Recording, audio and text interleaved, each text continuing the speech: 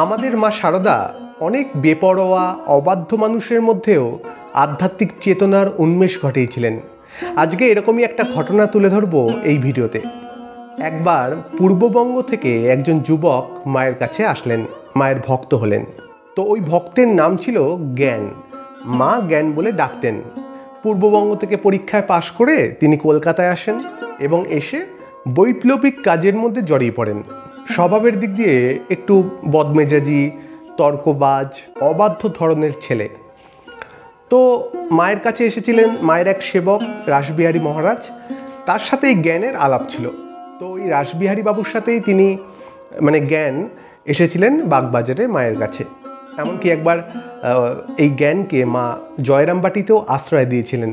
তো একদিন মা এই জ্ঞানকে বিকেলবেলায় ডেকে বলছেন যে, আচ্ছা জ্ঞান, তুমি কি সকালবেলায় রোজ নদীতে চান করতে যাও?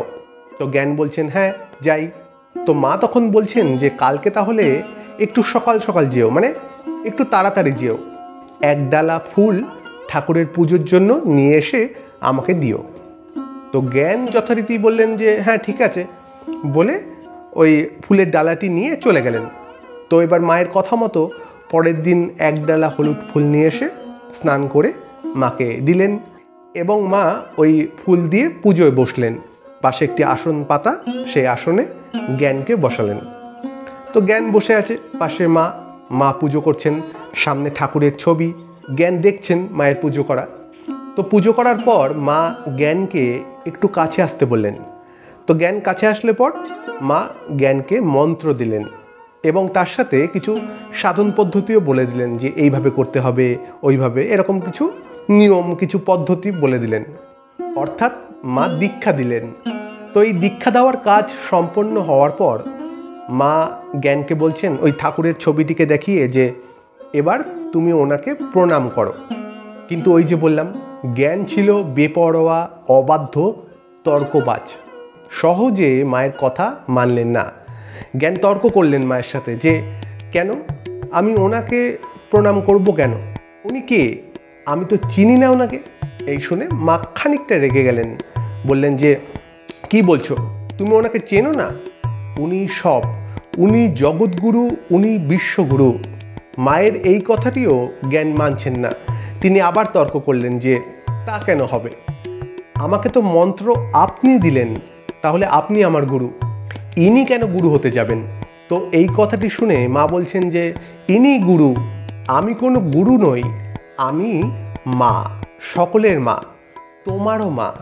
কিন্তু আবার তর্ক করলেন জ্ঞান বলছেন যে, তা কেন হবে, আপনি আমার মা হবেন কি করে? আমার মতো পূর্ববঙ্গে আমার বাড়িতে রয়েছে জীবিত, আপনি কেন আমার মা হতে যাবেন? তো জ্ঞানের মুখ থেকে এই কথা শুনে এবারে মা বলছেন, তুমি আমার দিকে ভালো করে তাকাও তো দেখি, দেখো তো আমি তোমার সেই মা কিনা। মায়ের মুখ থেকে এই কথা শুনে জ্ঞান মায়ের মুখের দিকে তাকালেন। কিন্তু কি আশ্চর্য, এ যে শারদা মা নন, এ স্বয়ং জ্ঞানের গর্ভধারিণী মা বসে আছে। জ্ঞান স্বচক্ষে দেখছেন সামনে যিনি বসে আছেন তিনি আর কেউ নন, তার মা, তার গর্ভধারিণী মা। কি অপূর্ব একটা দৃশ্য! জ্ঞানের হাত পা কাঁপতে লাগলো, স্থির হয়ে আসলো তার সমস্ত কিছু, তার তর্ক, চিন্তা, বোধ সব কিছু থমকে গেল। হাউ হাউ করে কাঁদতে লাগলেন জ্ঞান। তিনি মায়ের পায়ে লুটিয়ে পড়লেন, নিজেকে সঁপে দিলেন মায়ের পায়ে। অপূর্ব এক মুহূর্ত। এবং শুধু যে সেই দিনের জন্যই জ্ঞান মায়ের পায়ে আত্মসমর্পণ করলেন তা নয়, মৃত্যুর আগে পর্যন্ত এই আত্মসমর্পণ। এই জ্ঞান পরবর্তীকালে স্বামী জ্ঞানানন্দ মহারাজ হয়েছিলেন। জীবনটাই পাল্টে গেছিল তার। মা নানা জায়গায় সবসময় বলতেন না যে, আমি কথার কথা মা নয়, আমি সকলের মা, আমি সত্যিকারের মা, সবার মা। কথাগুলো কতটা সত্যি মা সেদিন প্রমাণ করে দিয়েছিলেন এই জগৎকুলের সামনে। যে মানুষটা সারা জীবন অবাধ্য, বেপরোয়াভাবে কাটিয়েছে, সেই মানুষটাও সন্ন্যাস হয়ে গেলেন। এটি সম্ভব শুধুমাত্র মায়ের দ্বারাই। আজ এইটুকুই, আবার দেখা হবে নতুন কোনো ভিডিওতে। ভালো থাকবেন, ধন্যবাদ।